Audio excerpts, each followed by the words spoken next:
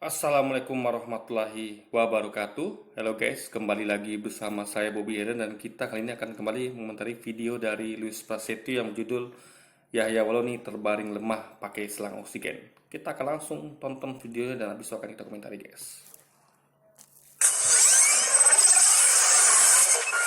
Ustadz Yahya Waloni ini akhirnya jatuh terbaring di rumah sakit dengan memakai selang oksigen.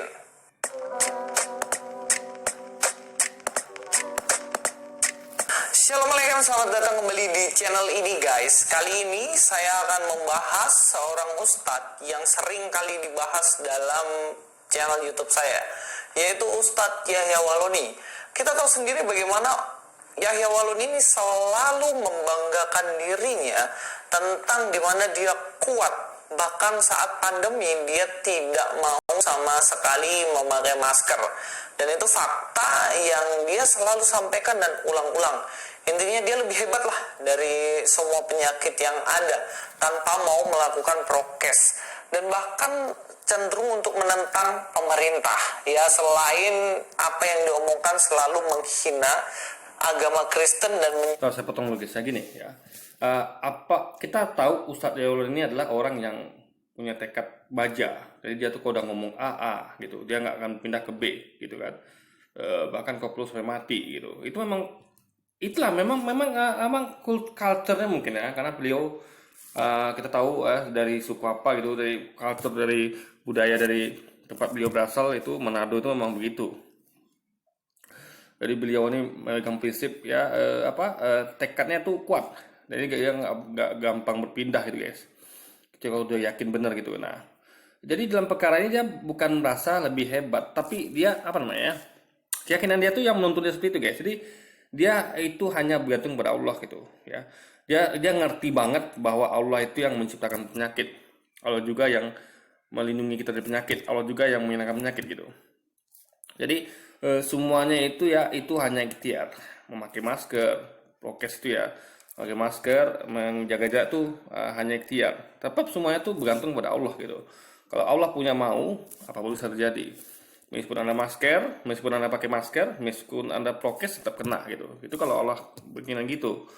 Meskipun Anda tidak pakai masker ya, meskipun Anda tidak melaksanakan prokes, ya kalau Allah tidak berkehendak itu tidak akan terjadi gitu. Nah, itulah keyakinan yang selalu dipelihara dan diyakini oleh Ustadz Yahya Waloni. Nah, cuman jadi jangan katakan kalau beliau ini masa hebat gitu.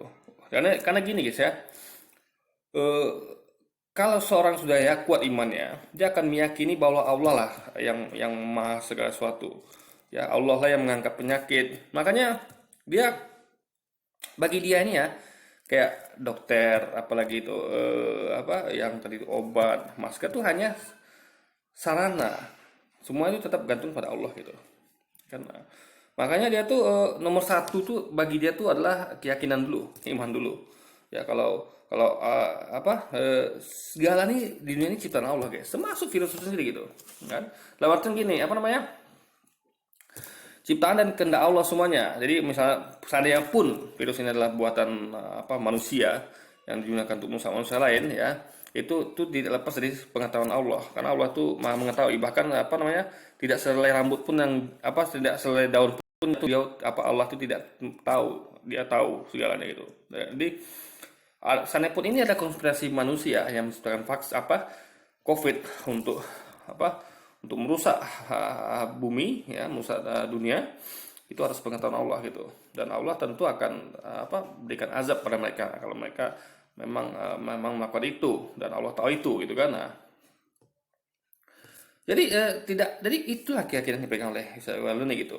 Jadi kita tentu punya ikhtiar masing-masing. Jadi ada yang intinya adalah keyakinan itu yang nomor satu gitu. Nah, tapi kalau saya pribadi tetap menganjurkan untuk prokes ya, karena bukan apa-apa. Karena kita juga harus melakukan ikhtiar juga guys gitu. Jadi keyakinan itu penting ya. Yang keyakinan dibikin itu keren loh, keren. Saya itu keren. Tapi juga harus dibarengi dengan prokes ya. Jadi jangan menyalahkan soal ini karena keyakinan imannya itu udah bagus, itu udah keren. Jadi dia bergantung hanya pada Allah. Dia ngerti banget bahwa Allah lah tempat segala sesuatu gitu. Datangnya dari Allah dan kembali kepada Allah. Dia ngerti banget tuh guys. Nah, tinggal dibarengi dengan ikhtiar aja lagi gitu. Jadi soal itu nggak salah dalam segi keyakinan gimana, nggak salah, tekad tuh nggak salah. Cuman dia hanya sedikit perlu untuk berikhtiar aja gitu guys. Menyakiti hati orang-orang Kristen.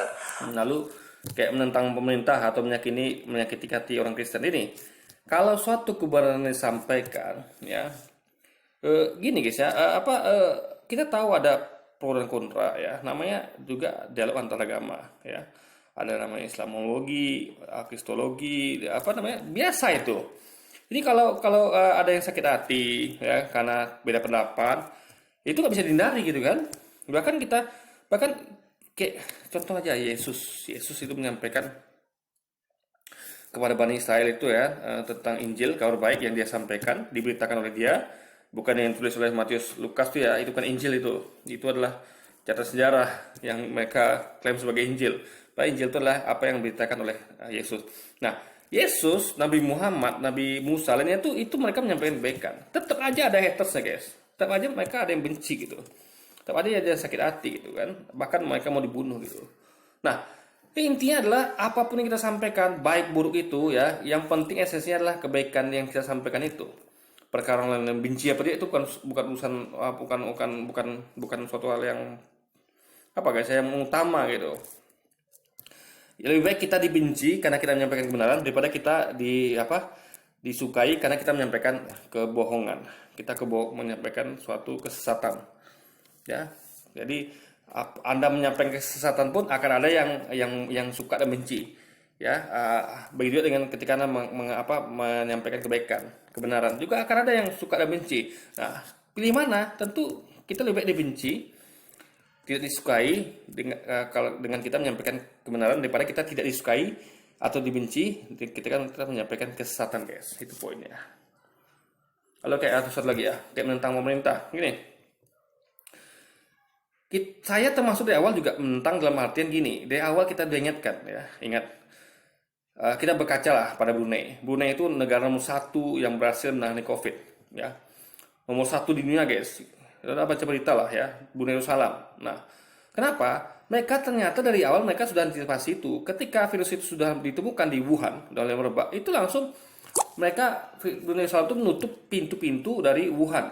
Indonesia tidak gitu. Negara lain banyak tidak juga gitu. Nah, Brunei ini keren guys. Jadi ketika mereka juga melakukan kayak penutupan masjid sementara, dan itu rakyatnya oke, fine. Kenapa? Mereka tahu Kesultanan Brunei ini nggak pernah menyerang umat Islam, nggak pernah dia tuh mengkriminalisasi ulama di Brunei. Mereka malah mendukung Islam, memakai syariat Islam malah kan. Nah, makanya rakyatnya percaya ketika diadakan penutupan masjid ya untuk sementara untuk mengatasi COVID, itu rakyatnya mendukung. Beda sama di Indonesia. Kenapa? Karena rakyat udah kadung nggak percaya kepada pemerintah. Pemerintah kan sering mempersekusi Islam, mengkriminalisasi ulama, intinya mengatakan bahkan umat Islam itu teroris gitu kan. Karena destinasi buzzer-buzzernya itu luar biasa parah guys. Mengatakan kadrun lah, dan pemerintah diam saja. Bahkan beberapa pihak kekuasaan juga mengatakan ikut-ikutan gitu. Kada gurun lah, apalah gitu kan, umat Islam teroris. Malah membubarkan FPI, membubarkan HTI. Ini menyakiti hati umat Islam sehingga umat Islam itu nggak percaya kepada pemerintah gitu. Sehingga pemerintah jadi kayak kesulitan sendiri untuk menerapkan programnya untuk mengatasi COVID. Salah sendiri. Kenapa umat Islam dilakukan seperti itu gitu. Nah, beda sama di Brunei. Umat Islam karena patuh, karena mereka tahu pro Islam gitu. Kekuasaan di sana, kesultanan itu pro Islam gitu. Kalau di sini kan tidak. Nah, jadi intinya adalah bagaimana pemerintah ini merangkul umat Islam. Karena umat Islam gimana pun suka nggak suka tuh mayoritas di Indonesia. Sehingga keberhasilan program COVID itu adalah tergantung pada umat Islam. Karena kita yang mayoritas di sini. Yang mayoritas itu nggak terlalu signifikan perannya gitu kan. Nah, jadi intinya adalah pemerintah tuh gagal dalam merangkul umat Islam. Sehingga ketika mereka melaksanakan program gimana pun umat Islam tuh udah kadung nggak percaya. Jadi yang ada curiga aja gitu kan. Nah, dan dari awal itu sudah kita ingatkan ya. Saya dulu ingat kalau ada nonton video-video lama saya itu ketika saya komentar di Siregar, Arya Armando, tadi. Mereka enak aja ngomong santuy santuy, ini cuma flu biasa gitu, nggak berbahaya. Luar biasa tuh guys propagandanya. Jadi itu yang merusak negeri ini gitu. Sehingga akhirnya terbukti COVID ini memang ganas parah gitu guys. Jadi waktu itu Anies Baswedan udah bergerak gitu kan. Beliau apa namanya membatasi apa tuh waktu itu ya stasiun kereta api yang selesai itu ya. Itu di apa buzzer langsung langsung komplain tuh guys, langsung nyerang gitu kan. Ini flu biasa, nggak apa nggak berbahaya, santuy aja gitu. Akhirnya terbukti kita yang benar gitu kan. Jadi dari awal kita sudah ingatkan pemerintah gitu.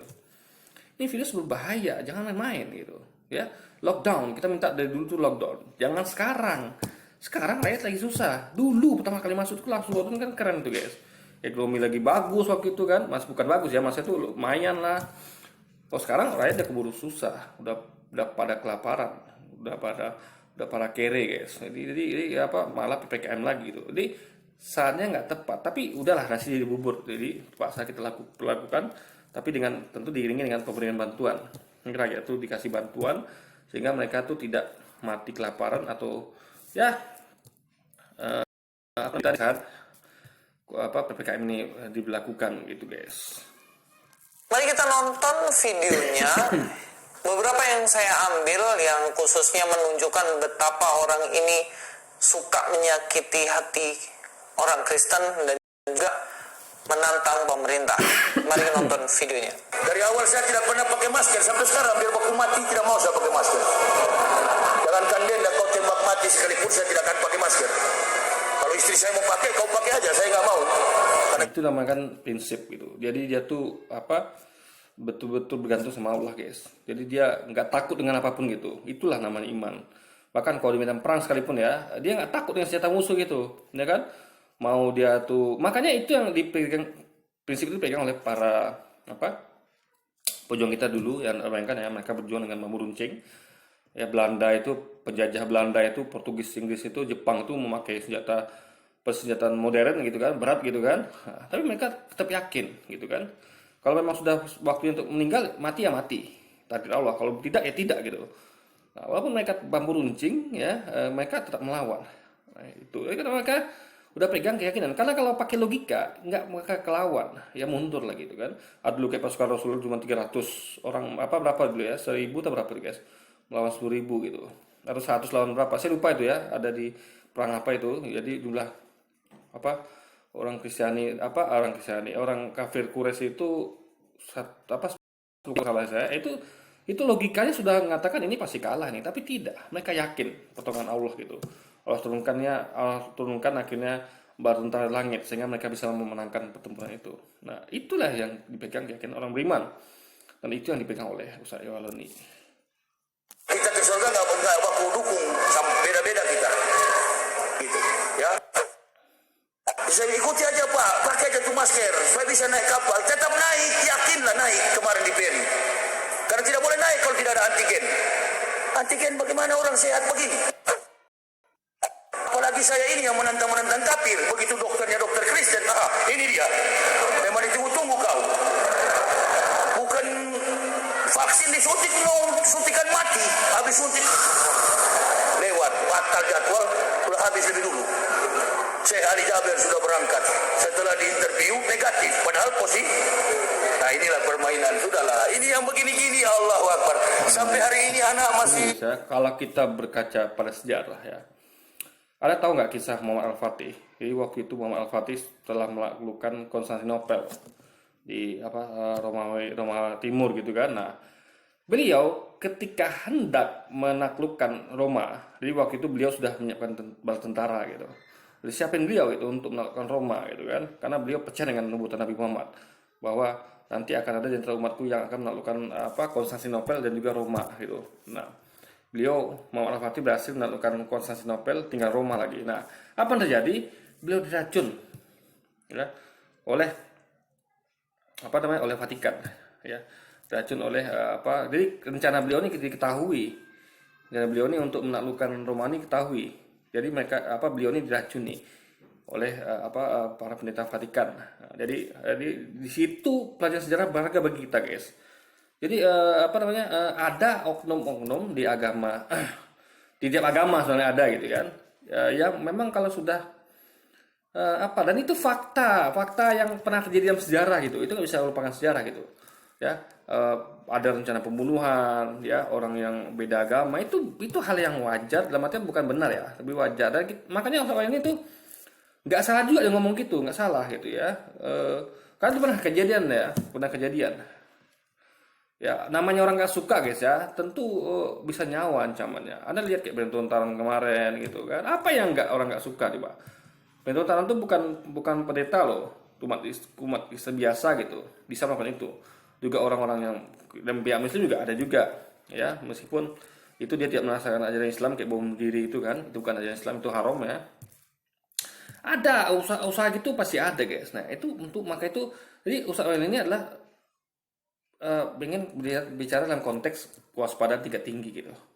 Karena jujur ya, semakin keras dia menyampaikan kebenaran, akan semakin keras angin yang menerpa ya, akan semakin keras kebencian usaha untuk untuk menghabisi dia ya. Kita lihat lah ya. Jadi ada orang-orang yang nggak senang ini, orang-orang yang benci ini ya, itu semakin disentil ya, ketika disampaikan kebenaran itu, mengungkap kebobroknya mereka akan semakin gerah gitu. Jadi kalau mereka lepas kontrol, mereka bisa melakukan hal-hal yang di luar batas. Nah, itu yang diwaspadai itu. Dan itu pernah terjadi kan di masa lampau, dan beberapa saat ini juga pernah terjadi gitu. Ya, intinya adalah yang sampai beliau ini bukan suatu hal yang mengada-ngada. Ya, jadi beliau tuh ini intinya adalah beliau tuh mengantisipasi dirinya supaya selamat. Karena ini ikhtiar beliau, ini ya ikhtiar beliau yang termasuk salah satu dari beliau adalah berhati-hati ketika menghadapi sesuatu gitu guys. Masya Allah, ini permainan yang manis tapi sayang ketahuan. Teman-teman, kalau kita nonton video ini, mungkin kita sendiri akan merasa, ih kok begitu banget sih omongannya, kok hatinya gimana gitu loh, kok bisa menyakiti hati orang lain dengan perkataannya seperti itu. Ternyata teman-teman, iya, Anda juga menyakiti hati kaum muslimin dengan mengatakan Ustaz Abu Somad murtad lah ya kan. Apalagi kemarin itu ya penipu lah, mualaf penipu, pembohong, itu menyakiti hati umat Islam ya. Menyakiti hati mualaf itu, menyakiti hati ustaz-ustaz kami gitu. Jadi tergantung persepsinya guys. Bagi Anda itu nggak menyakiti. Kenapa? Karena bukan Anda yang diserang gitu, bukan Anda yang dikatakan murtad segala macamnya gitu. Jadi itu hal itu tidak berkaca lalu itu. Jangan Anda tunjuk orang sementara Anda juga melakukan itu. Dan ingat ya, itu dalam artian orang yang nggak pendapat pasti akan terganggu, pasti akan merasakan kalau dia nggak paham ya, atau kalau dia baper akan merasakan sakit hati gitu. Itu poinnya guys. malam ini saya mendengarkan kabar bagaimana Ustadz Yawaloni ini akhirnya jatuh terbaring di rumah sakit dengan memakai selang oksigen. Nah, saya tidak tahu sebenarnya ini sakit apa.